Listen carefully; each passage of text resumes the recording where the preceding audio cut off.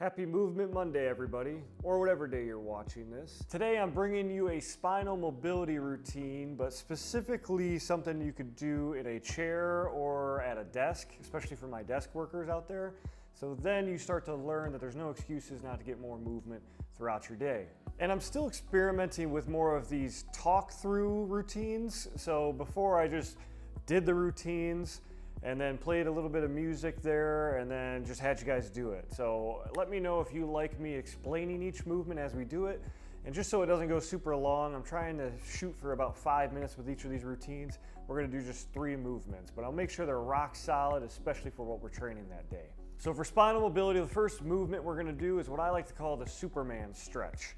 So what you're gonna do is scooch towards the edge of your chair. I'll show 5 reps here, and then I'll do my other 5 from the side. And almost like you're Clark Kent, you're trying to rip off the white button up. You're gonna put your fist right in front of your heart, and then you're gonna drive elbows behind you as you bring your heart out in front of you like this. So this is one of my favorite stretches to loosen up the mid-back, especially right between those shoulder blades. What I'm doing is I'm just going into that stretch until I feel tension, giving it a smooch, coming right back. If you're super tight, you don't wanna blast through this. It's gonna open up more and more, especially as you start to rep it out. And if you have a lot of tension, it's probably something you should do multiple times a day. So from the side, we already did 5 reps. Again, we're all about efficiency here. Nice and tall, fist in front of the heart, elbows behind you as you bring heart out in front of you.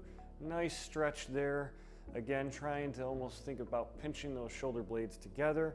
And then sometimes you might even get a free pop, especially if you have a lot of tension through that area. But again, as long as it's not painful, pops are natural. And there's my 5 reps. So there's movement number 1. First movement, we worked into extension. Next movement, we're gonna work into rotation. So we're just gonna be doing some seated thoracic rotations. So fist in front of the heart again, but I'm gonna interlock my fingers like this. And then let's say we're just gonna do our left side first. I'm just gonna rotate as far as I can until I feel some tension.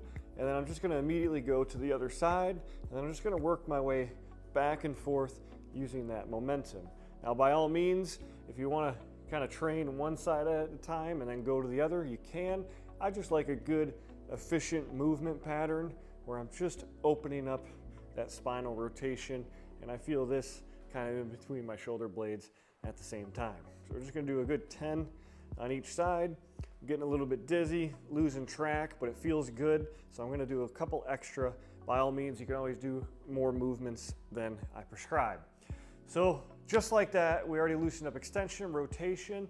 The next movement I'm gonna show you, I'll show you from the side, is we loosen up, especially between the shoulder blades and some of that rotation throughout the spine.